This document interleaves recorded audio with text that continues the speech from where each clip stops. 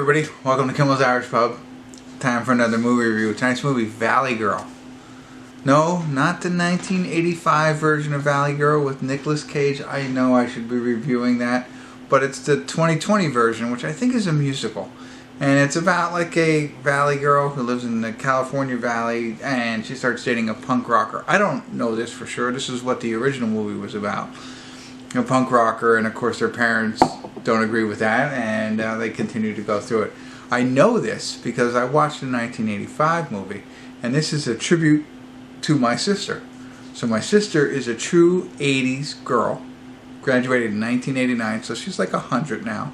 But as I grew up with her, I had to watch the movies she wanted to watch. Can't Buy Me Love, Valley Girl, so on and so forth. But it did star Nicolas Cage, and in 1985, I think 85, 86, 85, something like that. I didn't know who Nicolas Cage was. Obviously, nobody did. He was just this punk rocker in this movie who camped out on some girl's yard to win her love over.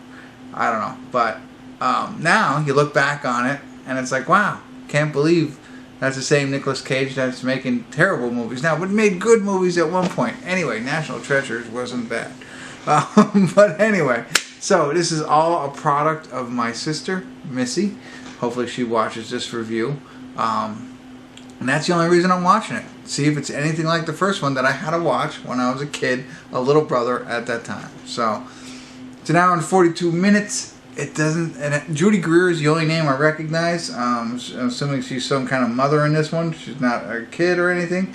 And IMDb has it rated at 5.7, but only 68 people have reviewed it. So we're going to be number 69. Right. I'll get into it. See what it's really about. See if it's the same story as the older version. And then ultimately tell you what I think. Hour and 42 minutes long. Stick around. I'll be back.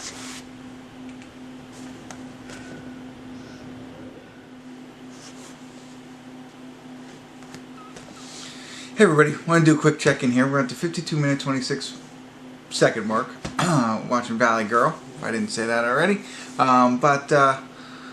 You know, it's not terrible. It's not bad at all, to be honest with you. Alicia, so the way it is they show this girl in the beginning coming home to her mother, which is Alicia Silverstone, who is now telling the story of her childhood. This, you know, the whole Valley Girl story. It's all told from her perspective. And I should have pulled this up ahead of time, but Jessica Rothe is playing Julie from the original one, and she is from Happy Death Day 1, 2, or 3, or however many there are. She was in that. That's where I know her from. So she's in it. In addition to her, we also have Ashley Murray. Ashley Murray is Josie and the Pussycats from Riverdale. So I think that's kind of neat. Alicia Silverstone. So now I'm learning there's other people in it. You know, other than that, it might not be too much. Mae Whitman, you might know her from I forget what the movie she was in, but anyway, enough of that. They're all who's in it, and it's an interesting take on the story.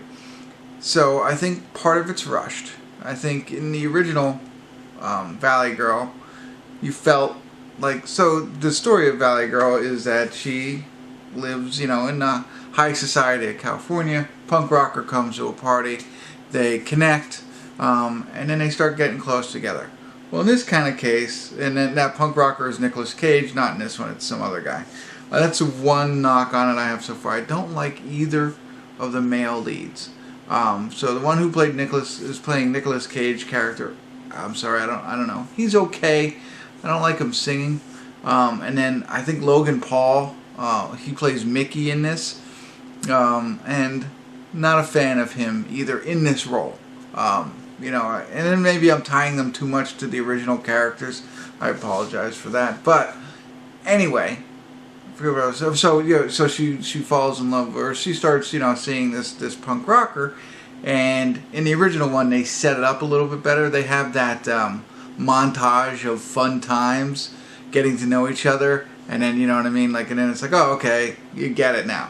Well, they forget the montage until a little bit later. They're already like falling in love, and it's like they've only been on one date together, and then the montage happens. So they kind of messed that up, and you'll see what I mean when you watch this.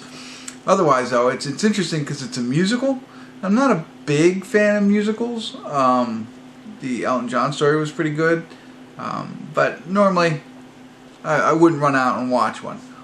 But it's musicals with 80s music. So it's their take on all these great 80s songs. So that makes it a little bit better for me. I'm enjoying it. And they're not butchering the songs. They're using them, and it's fun. So, and the other piece of it that I like so far, I guess it's around Halloween. I don't know. They had a costume party. And then watching the costumes in the 80s was neat. You know, you're picking up, just not, you know, she's Madonna, whatever. Okay, great. But then looking at all the other people in the background, like Ronald Reagan and different actors like that, you know, Karate Kid was there, stuff like that. Like looking through the crowd and picking out that, it was very nostalgic. So I like that. So all right, that's where we are so far. It's not that bad. I think, of course, my sister's gonna enjoy it. And if you're a fan of the 80s and if you've seen the original, I think you might enjoy it as well. But, hey, let's hold our final thoughts until the end.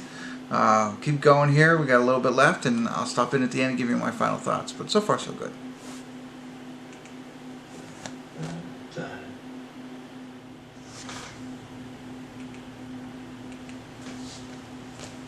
Hey, everybody. We're at the credits of Valley Girl, and what do I say about this? I mean, how do I review this one? I think it's stuck in. You're going to be stuck in the middle. You're going to hear people from all over the place if you read this one or watch other reviews on it. I mean, people are going to say how it didn't stick to the original, whatever.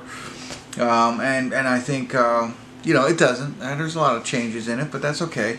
I think there's going to be people who just don't get it because they never saw the original. So I think that you're going to see the negativity from that aspect. Me, on the other hand, I'm okay with it not sticking to the original.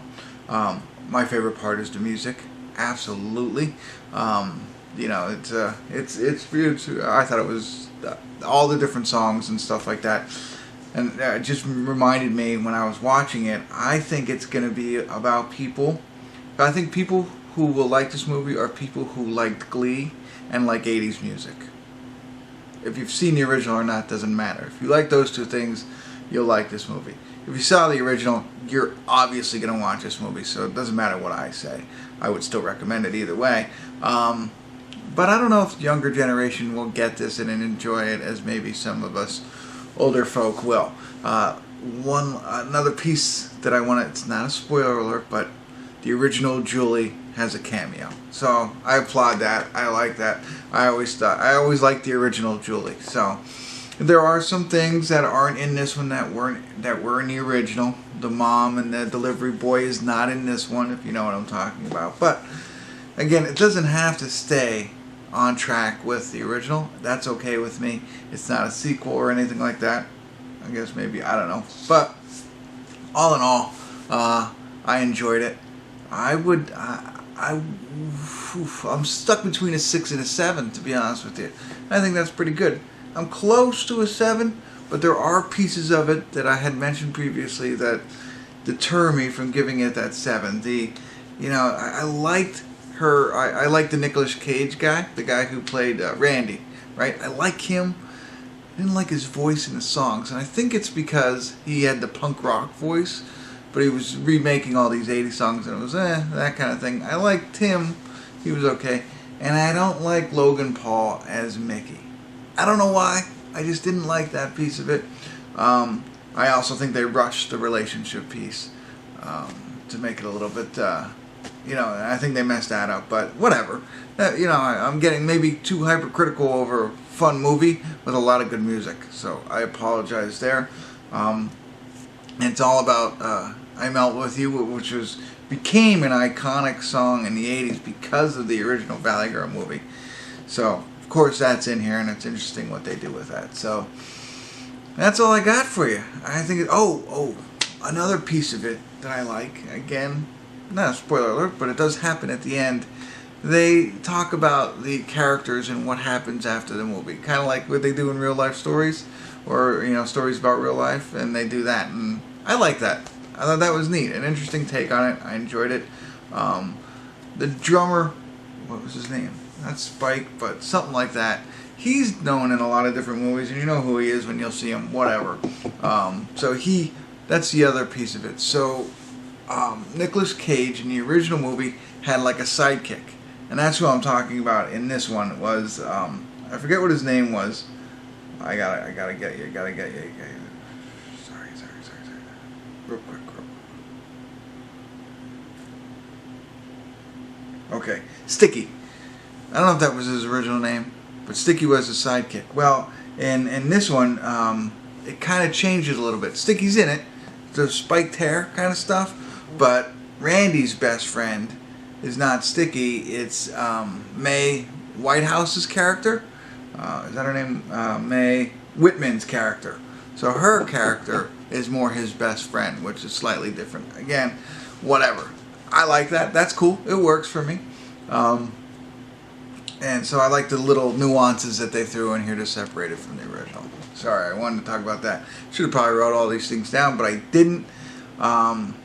So, yeah, there you go. I'm talking, let's get that score up there a little bit. It's not as bad as the original, 5.7? It's higher than that. If you like the things that I've talked about, 80s music, Glee, and I didn't even watch Glee, but musicals, and if you saw the original, you'll probably like this one. So, Miss, check it out. Let me know. And don't comment on my Facebook page. My sister always comments on my Facebook. Comment on YouTube below. So if you don't see a comment from my sister Missy in the YouTube comments below, call her out. Tell her to figure it out and figure out how to comment. Hit the like button. Tell her to hit the like button. You can hit the like button. And if you haven't already, subscribe. And how about these awesome reviews? No. So yeah, if you haven't subscribed, check it out. But more importantly, if you did see this movie, let me know your thoughts. Did you agree with me? What did you think? Did you like the music? All that stuff. So, alright, that's it. Thanks for tuning in. Kimmel's Irish Pub.